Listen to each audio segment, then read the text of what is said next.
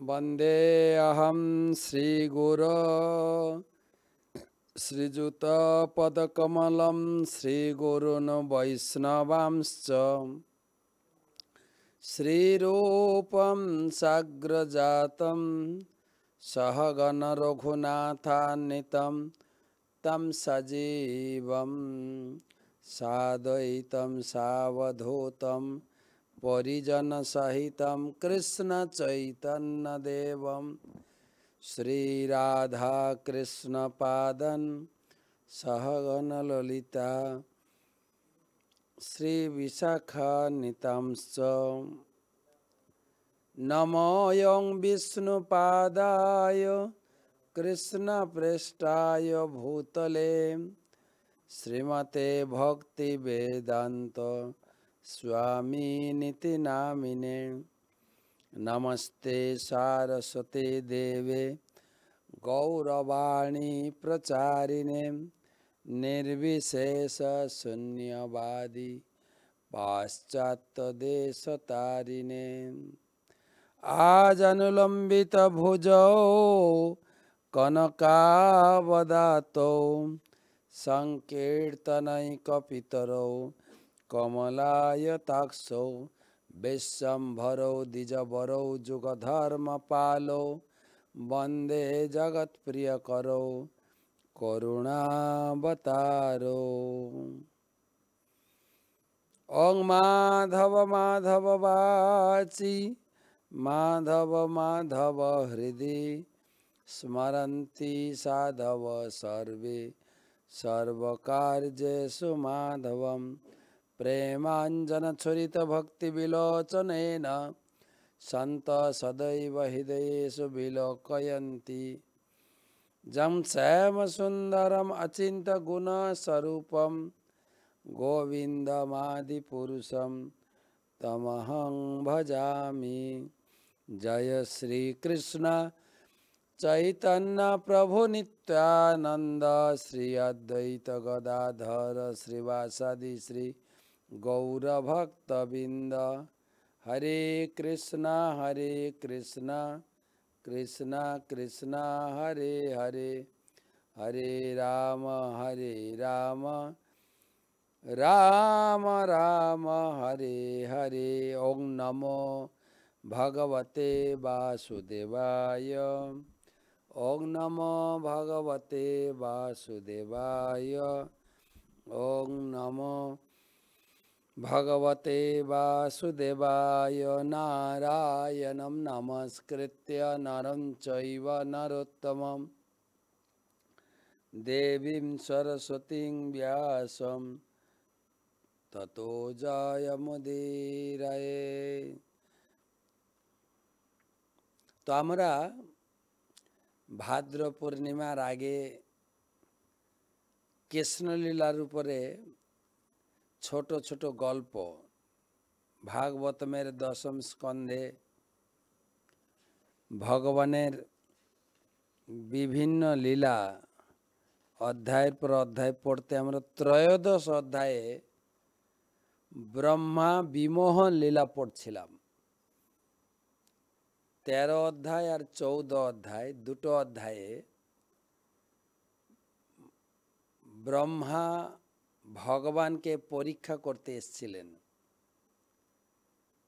তিনি কিভাবে পরীক্ষায় পর্যুদস্ত হলেন তার লীলা অত্যন্ত মধুরভাবে পরীক্ষিত মহারাজের সামনে সুখদেব গোস্বামী তুলে ধরেছেন। ভগবান সবে সবে গোপাষ্টমী পেরিয়ে এই বৎসচারণ লীলায় যুক্ত হয়েছেন বৃন্দাবনে। গোপালক নয়, বৎসচারক, গোচারণ নয়, বৎস। আগে বাছুর চরানোর অনুমতি পেয়েছিলেন। সকালে ঘুম থেকে উঠে সখাদেরকে বংশী নিনাদ করে সবাইকে ডেকেছেন। প্রত্যেক ঘরে মায়েরা সুন্দর করে বালকদের শৃঙ্গার করেছেন, ধুতি পরিয়েছেন, কোমর বন্ধনী, মাথায় পাগড়ি, চুলে জটা এবং হাতে দিয়েছেন বাঁশি, আর গলার দুদিকে ঝুলিয়েছেন খাবারের পুটলি। বংশী বাদন করতে করতে, নৃত্য করতে করতে, বাছুরদেরকে সামনে রেখে গোপ সখারা সবাই আনন্দ করে সেই বংশীর ধ্বনি করতে করতে গোচারণের মাঠে পৌঁছালেন। আমরা আগে আলোচনা করেছি যে কংস প্রতিদিন তিনটে অসুর পাঠাতেন। সকালে একটা অসুর বধ করে সবাই বসেন টিফিন ব্রেকফাস্ট করতে। সেদিন অঘাসুর বধ হয়েছে, বিশাল আকার সর্প। সেই সর্পকে বধ করে সবার অনুভব হচ্ছে, কানাই আমাদের যে খিদা লেগেছে, চলো। খাবারের পুটলি খুলে আপন আপন পুটলি থেকে নিজস্ব যে খাবার মা বানিয়ে দিয়েছেন স্নেহ ভরা, স্নেহের আনন্দে বুক ভরা ভালোবাসা বাচ্চাদের, নিজের ছেলের জন্য নিজের হাতে তৈরি স্নেহমাখা স্বাদিষ্ট খাবার। প্রত্যেক শিশু তার কাছে তার মায়ের হাতের সেই রান্না করা খাবারটি মধুর মতো টেস্ট লাগছে। আর তাদের সেই খাওয়া মধুর মতো টেস্টি খাবার, সেটা আবার কানাইকে অফার করছেন। মুখ থেকে বের করে শ্রীদাম, সুদাম, দাম, বসুদাম, বলরাম এবং মধুমঙ্গল কানাইকে অফার করছে, কানাই, ও কানাই, দেখো না আমার মা জননী কত সুন্দর লাড্ডু বানিয়েছে, খেয়ে দেখো, আমারও ভালো লাগছে, তোমারও ভালো লাগবে। আর কানাইয়ের সত্যিকারে সখাদের প্রেম ভরা ভালোবাসা তাদের মুখ থেকে কেড়ে কেড়ে খাচ্ছে আনন্দে। সে যে বনভোজন, পুলিন ভোজনের আনন্দ।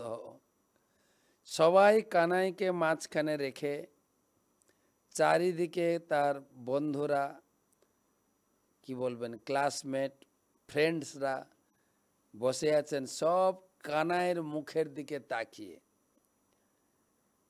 সে যে কি আনন্দ ছোটবেলাকার। হঠাৎ ব্রহ্মা আকাশ মার্গে তিনি উড়তে উড়তে এলেন। হংস বাহন সেই ব্রহ্মাজি, তিনি এসেছিলেন বৃন্দাবনে কৃষ্ণকে দর্শন করার জন্য। ভগবান কৃষ্ণ বৃন্দাবনে আবির্ভূত হয়েছেন, তার মনুষ্যলীলা বাল্যলীলা দর্শন করে জীবন ধন্য করব। কিন্তু হিতে বিপরীত হলো। উপর মার্গে এসে দেখছেন কৃষ্ণ মাঝখানে বসে আছেন, তার মণ্ডলী রচনা করে তার সখারা, বন্ধুরা তার সঙ্গে হাস্য, কৌতুক, মজা। কেউ একটু কাকু, কি বলে, কাকু কুতু দেয়, কি বলে এখানে ঠুক ঠুকায়, কেতু কেতু নাকি দেয়, সবাই হাসছে, মজা করছে। এ ওর খাবার কেড়ে খাচ্ছে, ওর পুটলি লুকাচ্ছে। সে এক আনন্দময় লীলা। আর দেখছেন কানাই সবার মুখ থেকে খাবার নিয়ে নিজে খাচ্ছে। ব্রহ্মা এইটা দেখে তার একটু বিভ্রান্তি হলো। সে কি পরমারাধ্য পরমেশ্বর ভগবান, যিনি শিবেরও আরাধ্য, আমার ব্রহ্মারও আরাধ্য, তিনি কিনা বন্ধুদের এঁঠো খাচ্ছেন। ব্রহ্মা তো বেদজ্ঞ ব্রাহ্মণ, তিনি জানেন ভগবানকে এমনি ভোগ লাগালে হয় না, অত্যন্ত শুদ্ধাচারে, মন শুদ্ধ, শরীর শুদ্ধ করে শুদ্ধভাবে ভগবানের জন্য রান্না করতে হয়। সেই রান্না করা বস্তু ভোগের প্লেটে সুন্দর করে সাজাতে হবে, সাবধানে নিয়ে গিয়ে মন্দিরে রেখে ভোগ শুদ্ধিকরণ করে তুলসী মঞ্জরি দিয়ে বাম হাতে ঘণ্টা নিয়ে বিড়বিড় করে মন্ত্র বকতে হবে এবং পর্দা বন্ধ করে অনেক মন্ত্র বলার পরে ভগবান এসে আমার দেওয়া ভোগ গ্রহণ করেন। আরে এখানে মন্ত্র কোথায়, ঘণ্টি কোথায়? আর সেই নিভৃতে যে ভগবানকে পর্দার আড়ালে ভোগ লাভ, তাও না, কোলাহলপূর্ণ বন্ধুদের মাঝখানে বন্ধুদের এঁঠো খাচ্ছেন। ব্রহ্মা বিভ্রান্ত হয়ে গেলেন। ভগবানের মায়ায় ব্রহ্মা এখন বিভ্রান্ত। তাহলে আমি যে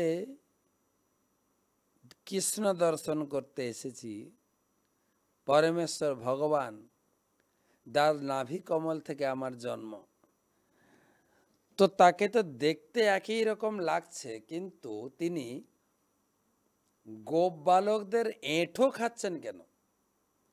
এ নিশ্চয় পরমেশ্বর ভগবান নয়, আমি কিন্তু পরীক্ষা করব।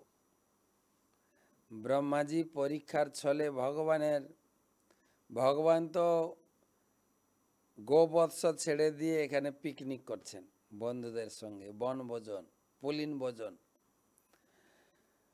আর বাছুররা চড়তে চড়তে অনেক দূর চলে গেছে। বন্ধুরা খাওয়ায় মত্ত, ভগবান শ্রীকৃষ্ণের সান্নিধ্যে আনন্দে আত্মাহারা। তার ভিতরে এক শিশু, বন্ধুদের ভিতরে এক শিশু, তিনি বলেন, কানাই, ও কানাই, আমরা বাছুরগুলো দেখছি না তো, বাছুরগুলো তো এই দিকে চড়ছিল, সব বাছুরগুলো একসঙ্গে ছিল, এই মাত্র চোখের সামনে ছিল, এখন দেখছি না তো। এই কথা শুনে সব গোপ সখা, কানাই সবাই একটু অবাক হয়ে গেলেন। কোথায় গেল? হ্যাঁ গো কানাই, আমাদের বাছুরগুলো কোথায় গেল? কানাই বন্ধুরা বসে সকালকার টিফিন উপভোগ করছে। কানাই বললেন, সখা তোমরা এখানে বসে খাওয়া দাওয়া করো, তোমরা বিভ্রান্ত হইও না, তোমরা আনন্দ করো বনভোজনে, পুলিন ভোজনে, আমি দেখছি গো, আমি দেখছি। তো কৃষ্ণ গোপ বালকদের ছেড়ে তিনি গেলেন বৎসের সন্ধানে, বাছুরের সন্ধানে। ভগবান দেখলেন যে বাছুর নেই, অনেক দূর দূরান্ত পর্যন্ত গিয়েও বাছুরের হদিস পেলেন না, কেননা ব্রহ্মা তো চুরি করে নিয়ে গেছেন। আর এদিকে যে গোপ সখারা ভগবান কৃষ্ণের বা কানাইয়ের সান্নিধ্যে খাওয়া দাওয়া করছিলেন, আনন্দ ফুর্তি করে বনভোজন করছিলেন, একে অপরের মধ্যে কৌতুক, হুড়াহুড়ি, হাসি ঠাট্টা, মজা, আনন্দের বিভূতিতে তারা একদম আত্মহারা হয়ে গেছিলেন। কানাই বললেন, তোমরা খেতে থাকো, আমি বাছুর দেখছি। তো কানাইও কিছু দূর গিয়ে যখন বাছুরদের দেখতে পেলেন না, তিনি তো বুঝতে পেরেছেন কি ঘটনা ঘটেছে। ব্রহ্মা দেখলেন যখন কানাই তার সখাদের থেকে একটু আড়াল হয়ে বাছুর খুঁজতে গেছেন, ব্রহ্মা এসে বাছুরের চাগও তুলে নিয়ে, বাছুরের চাক তো তুলে নিয়ে গেছেন, এবারে সখাদের চাগও তুলে নিয়ে চলে গেলেন। এদিকে কানাই মাঠে গিয়ে দেখে বাছুর নেই, ফিরে এসে দেখে গোপ সখা নেই, চিন্তিত, অত্যন্ত চিন্তিত মনে তিনি বিচার করলেন, কি ব্যাপার, আমি প্রত্যেক বাড়ি থেকে তাদের মাকে প্রণাম করে তাদের হাতে ধরে নিয়ে এসছি, তাদের বাছুর নিয়ে এসছি, আমি তো আছি আমার মায়ের সন্তান হিসেবে মা যশোদার কাছে ফিরে যাব, কিন্তু তাদের মায়ের কাছে আমি কি কৈফিয়ত দেব? এই পর্যন্ত আগের এপিসোডে আমরা পড়েছিলাম। আমি বাড়িতে ফিরে গেলে শ্রীদামের মা, সুদামের মা, মধুমঙ্গলের মা এসে আমাকে দাবি করবে, কানাই আমার মধুমঙ্গল কোথায়, কানাই আমার ঘরের বাছুরগুলো কোথায়? তো আমি তাদের মায়ের কাছে কি জবাব দেব? ভগবান চিন্তিত, সেই সঙ্গে ব্রহ্মার নির্বুদ্ধিতার কথাও বিচার করছেন। ব্রহ্মাও বিভ্রান্ত হয়ে গেলেন যে ব্রহ্মাজি জগতে যখন অনাচার অত্যাচার হয় তখন চিন্তিত সবাই,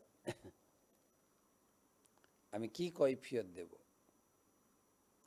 ব্রহ্মার তিনি বেদজ্ঞ হওয়া সত্ত্বেও তিনি বিভ্রান্ত হয়ে গেলেন।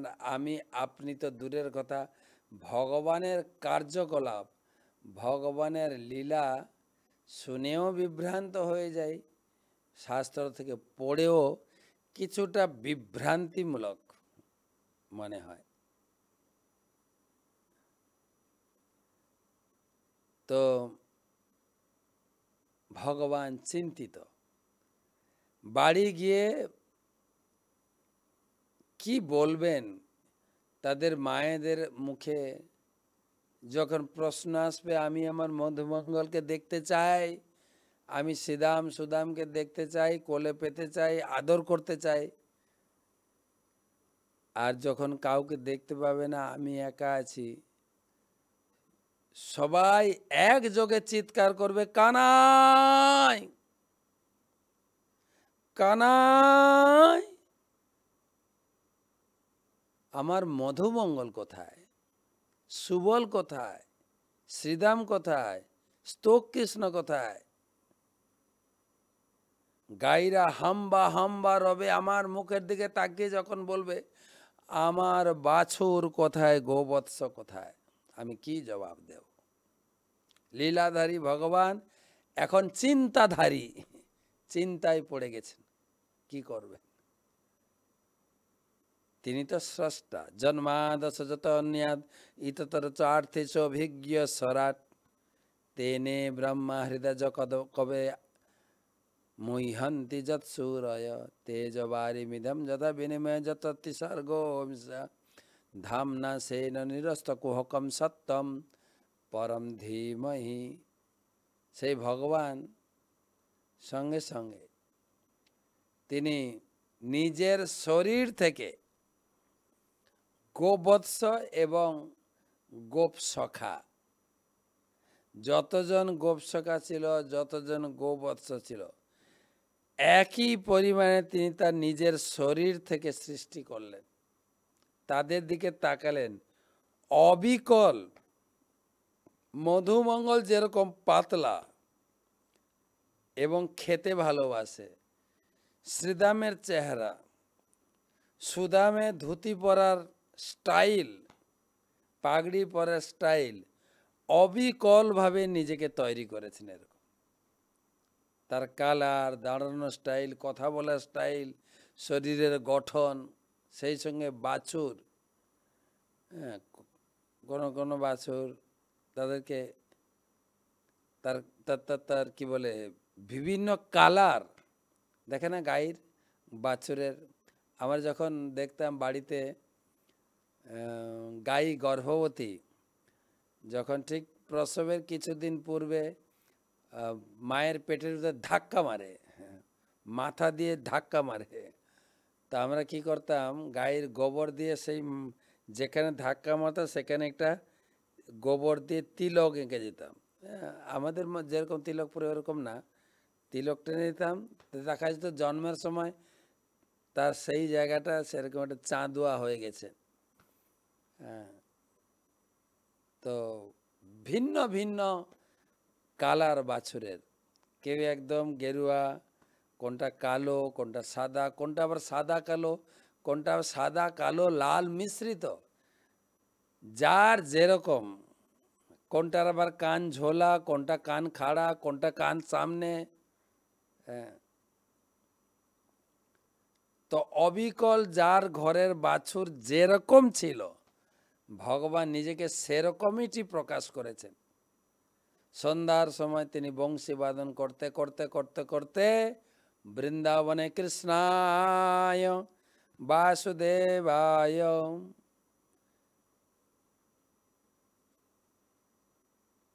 হরয়ে পরমাত্মনে প্রণত ক্লেশনাশায় গোবিন্দায় নমো নমঃ। গোবিন্দ সকলকে আনন্দ দিতে দিতে বাছুররা একদম লেজ উঠিয়ে নাচতে নাচতে ঘরে ফিরছেন, সখা পরিবৃত হয়ে গোবিন্দ বংশী ধ্বনি করতে করতে, বংশী সিঙ্গা যার হাতে যা ছিল, বংশীবাদন করতে করতে বৃন্দাবনে ব্রজে প্রবেশ করে গেলেন। কেউ একটুও টের পায়নি যে এটা আমার সুদাম নয়, এটা কৃষ্ণ। হ্যাঁ, বলরাম টের পেয়েছে। বলরাম দেখছেন বৃন্দাবনে এখন কানাইকে আর তেমন লোকে ভালোবাসে না। আগে যে কানাইয়ের প্রতি একটা অ্যাট্রাকশন ছিল, সব মায়েদের, গাইদের, কখনো কখনো বাছুর দুধ খাচ্ছে, কানাই বাছুরকে সরিয়ে নিজের মুখে দুধ টানছেন গাইর, আর গায়ে আনন্দে আত্মহারা। কিন্তু ইদানিং দেখা যাচ্ছে কানাইয়ের প্রতি ভালোবাসাটা অনেকটা শিথিল হয়ে গেছে, অনেকটা শিথিল। ব্যাপারটা কি? অন্তর্চক্ষুতে বলরাম বুঝতে পারলেন যে এরা কেউ শ্রীদাম, সুদাম, দাম, বসুদাম, স্তক কৃষ্ণ কেউ না, কৃষ্ণেরই বিস্তার। সবাই, সব বাড়িতে কৃষ্ণ ঢুকে গেছে, সব গায়ের কাছে কৃষ্ণ বাছুর রূপে রয়েছেন। সে আর আলাদা করে কৃষ্ণের প্রতি তার অ্যাট্রাকশন জাগবে কেন? সেই জন্য এই অঘাসুর বধের লীলা যেটা সকালে হয়েছিল, 1 বছর বৃন্দাবনে আলোচনা হয়নি। কে আলোচনা করবে? সকালে তো সব ব্রহ্মা তাদেরকে চুরি করে নিয়ে গুফায় রেখে দিয়েছে। গুফায় রেখে যেতে আসতেই 1 বছর কেটে গেছে।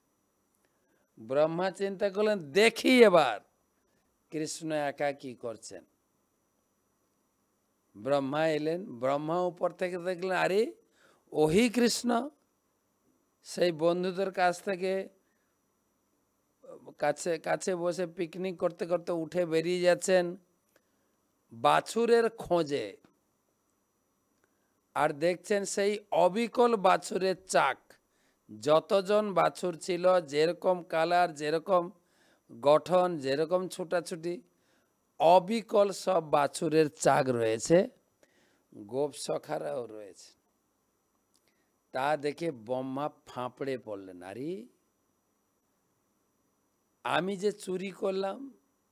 ছুটে গিয়ে তার গুফায় দেখে যাদেরকে আমি বন্দি করে রেখেছি, গোপ সখা এবং গোবৎস, সব একই রকম আছে, আবার কৃষ্ণের সঙ্গেও রয়েছে। বারবার ছোটাছুটি করলেন, আমি ঠিক দেখছি কিনা, এটা ঠিক দেখছি কিনা, ওইটা ঠিক দেখছি কিনা, এটা ঠিক দেখছি কিনা, ওইটা ঠিক দেখছি না, চোখ টোক রোগড়ে, ঠিক দেখছি তো? আর যায় কোথায়? ব্রহ্মাজি ভগবানের চরণে দণ্ডবৎ হয়ে পড়ে গেলেন এবং স্তুতি করা শুরু করলেন। কালকে স্তুতি থেকে আলোচনা করব।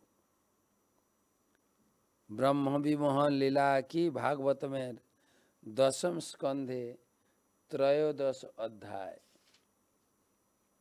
কালকে 14 অধ্যায় ব্রহ্মার স্তব নিয়ে আলোচনা করব।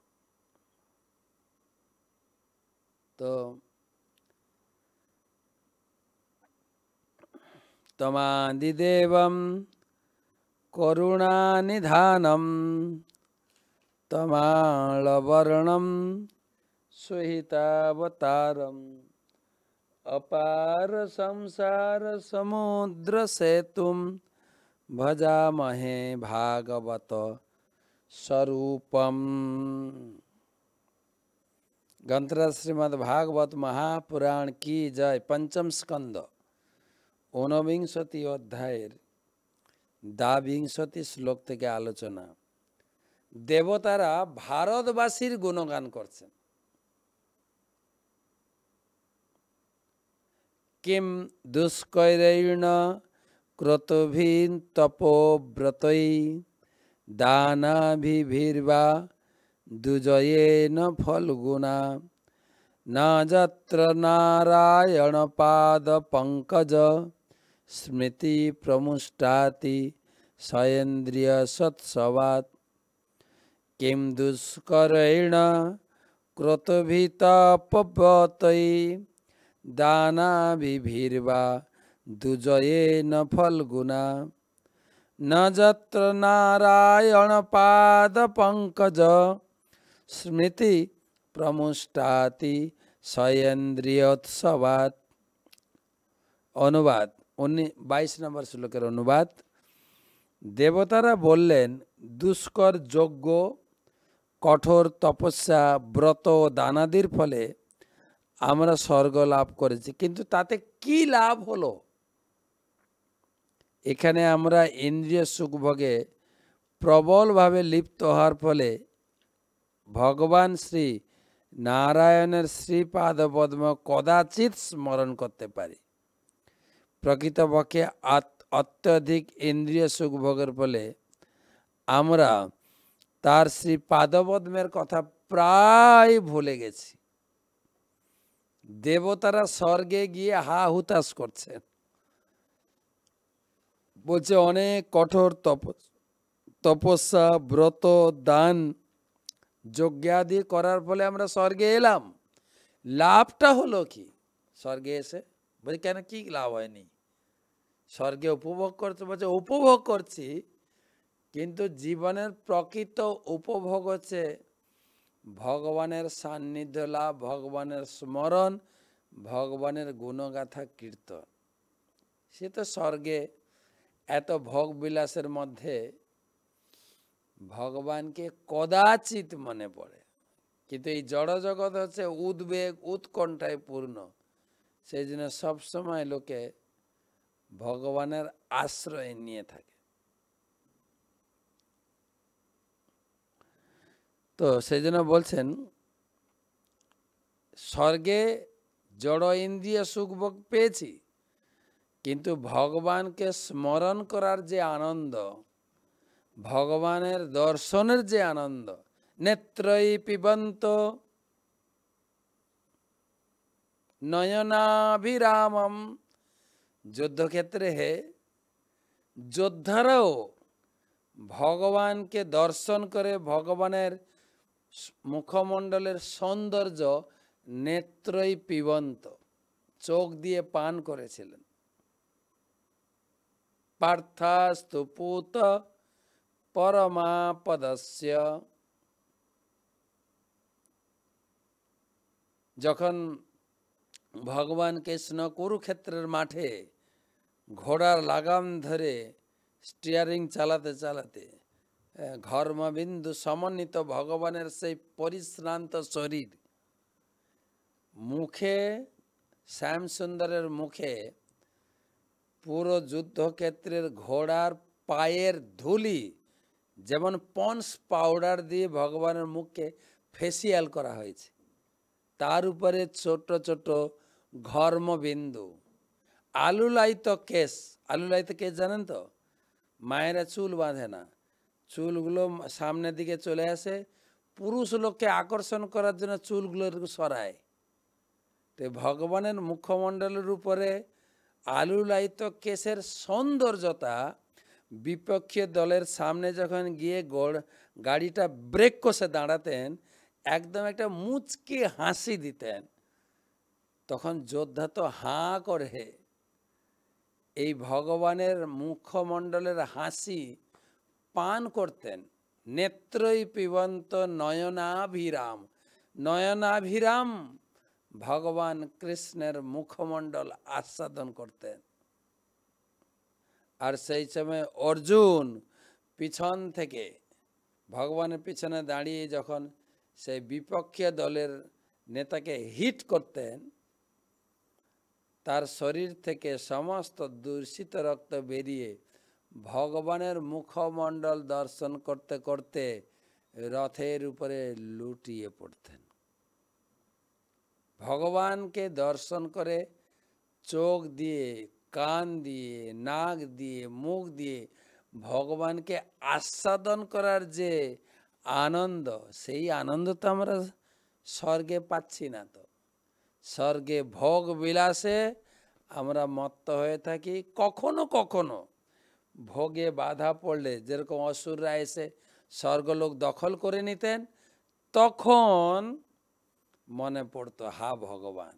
সেই জন্য বলছেন, দেবতারা নিজেরা বলছেন, আমরা যদি বলি দেবলোকে গিয়েও সুখ নেই, সেখানে ভোগ বিলাসে ভগবানকে ভুলে যেতে পারি, সেটা আমরা বলছি না, সুখদেব গোস্বামীও বলছে না, বলছেন স্বর্গবাসীরা, তার থেকে মর্তলোকবাসী ধন্য ধন্য ধন্য। যেখানে ধর্মচর্চা, বর্ণাশ্রম ধর্ম পালন, যেখান থেকে ঠাকুর দেবতার পূজা করে আমরা আমাদের জীবনের লক্ষ্যের দিকে এগিয়ে যেতে পারি। কেউ স্বর্গে যাবেন, কেউ জনলোকে, কেউ তপলোকে। কিন্তু স্বর্গে তো এই উপভোগ নেই। কদাচিৎ ভগবানকে মনে পড়ে। ভগবানকে সবসময় মনে রাখাটাই জীবনের আনন্দ। আর ভগবানকে সবসময় জীবনে মনে রাখার জন্য কুন্তী দেবী ভগবানের কাছে একটা টিপস চাইলেন। টিপস, ভগবানকে সবসময় মনে রাখার টিপস কি? বিপদতা তৎসৎ তত্র তত্র জগৎগুরু। হে জগৎগুরু কৃষ্ণ, তুমি যদি আমাকে কিছু বর দিতে অভিলাষ করো, একটাই বর আমি চাই, বিপদ বিপদ আর বিপদ। বিপদে পড়লে তোমাকে আকুল ভরে ডাকবো, আর তুমি না এসে থাকতে পারবে না, তোমাকে আসতেই হবে। স্বর্গবাসীরা ভারতবাসী লোকের গুণকীর্তন করছে। অহো ভাগ্য যাদের ভারত ভূমিতে জন্ম হয়েছে।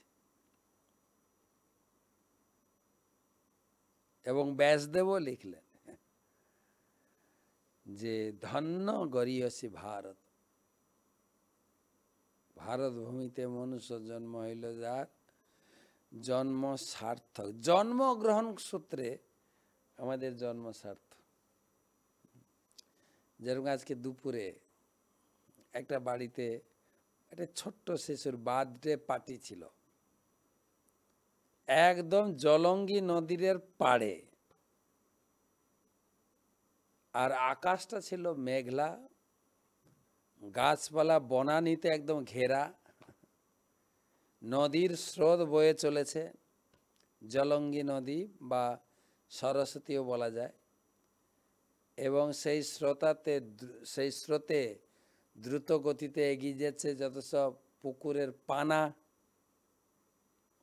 জলটা একদম স্ফটিকের মতো স্বচ্ছ, মনে হচ্ছিল একটু ঝাঁপ দিই, ঘাট ছিল না। তো ওপারে রয়েছে আমাদের গদ্রুম দ্বীপ, আমরা রয়েছি মায়াপুরে অন্তর্দ্বীপ।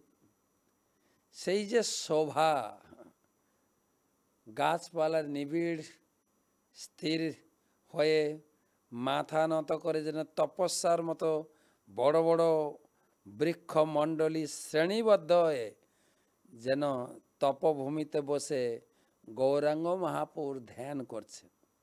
গাছপালা, পশু পাখি সবাই গৌর গুণগান, গৌর ধামে গৌর চিন্তায় যেন মগ্ন হয়েছে। আর নিরিবিলি স্রোতে সরস্বতী দৌড়ে যাচ্ছেন গঙ্গার সঙ্গে মিলিত হতে। সেই যে রয়েছে ত্রিবেণী। শুধু মায়াপুরের শোভাটাই বিচার করছি, যেখানে দেবদেবী বলছেন ভারতের কথা। সেই ভারত ভূমিতে মনুষ্য জন্ম হইল যার, জন্ম সার্থক করি কর পর। এই শ্লোকটা চৈতন্য চরিতামৃতের এই শ্লোকটা প্রভুপাদ এই প্রসঙ্গে কয়েকবার ব্যবহার করেছেন। ভারতবাসী ধন্য।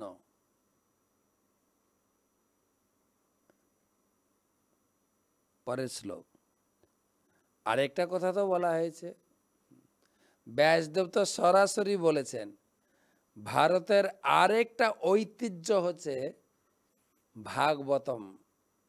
ভাগবতম শাস্ত্র সমস্ত সৃষ্টিতত্ত্ব, ভগবানের যত অবতার লীলা,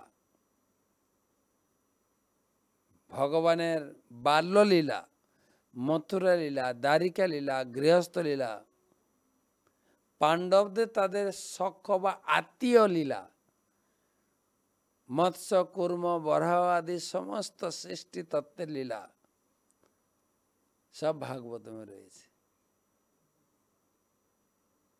যা অনুভব বিচার করে দেখা যাচ্ছে, ভারত ভূমি হচ্ছে ভারত ভূমির ঐতিহ্য। ভারত আবার জগৎ সবাই শ্রেষ্ঠ আসন লবে। তো সেই ভারত ভূমি, তাই বলছেন দুষ্করৈণ ক্রতভি তপব্রতে, অনেক কঠোর তপস্যা, যজ্ঞ, ব্রত এবং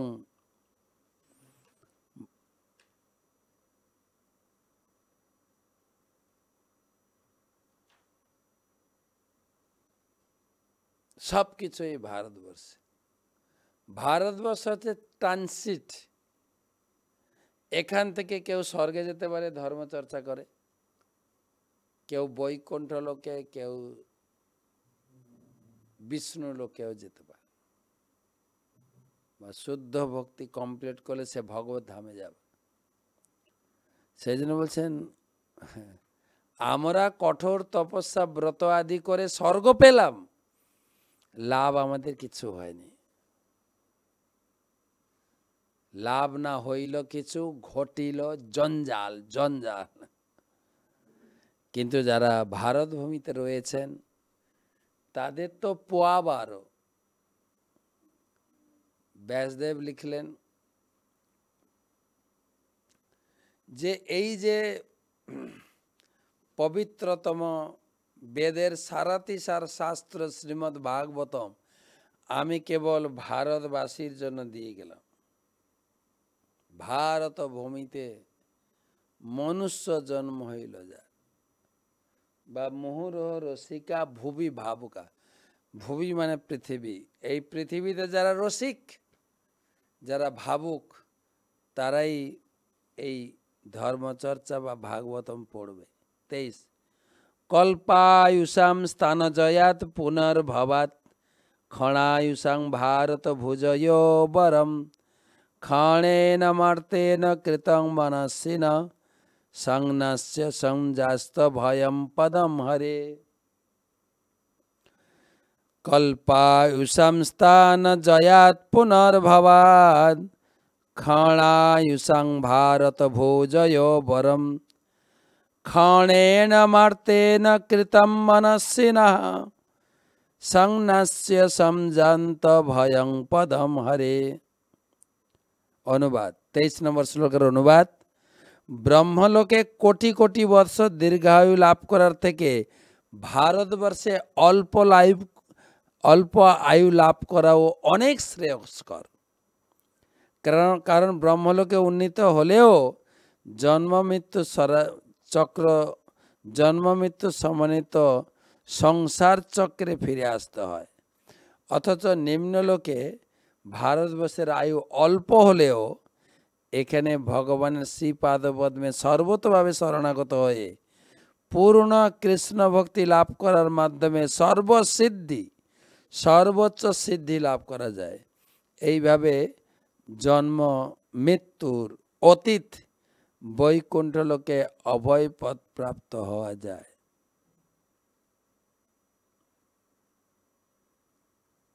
তো বলছেন স্বর্গলোকে ব্রহ্মলোকে দীর্ঘ আয়ুর থেকে ভারতবর্ষে স্বল্প আয়ু হয়ে জন্মগ্রহণ করা অনেক ভালো। কারা বলছেন? স্বর্গবাসীরা বলছেন।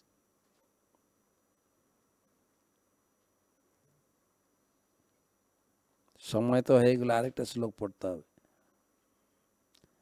না যত্র বৈকুণ্ঠ কথা সুধা পগা ন সাধব ভাগবতাশ্রয়া না যত্র যজ্ঞেশ মখা মহোৎসবা সুরেশ লোকোপি ন বৈশ সেব্যতাম। ন যত্র বৈকুণ্ঠ কথা সুধা পগা ন সাধব ভাগবতাস্তদাশ্রয়া না যত্র যজ্ঞেশ মখা মহোৎসবা সুরেশ লোকো অপি ন বৈশ সেব্যতাম।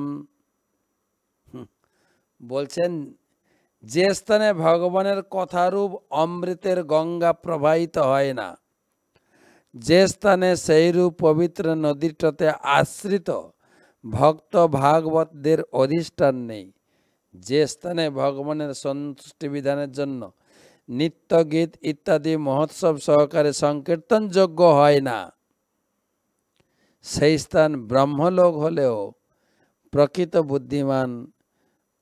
বুদ্ধিমান ব্যক্তি কখনো সেই স্থান আশ্রয় করেন না।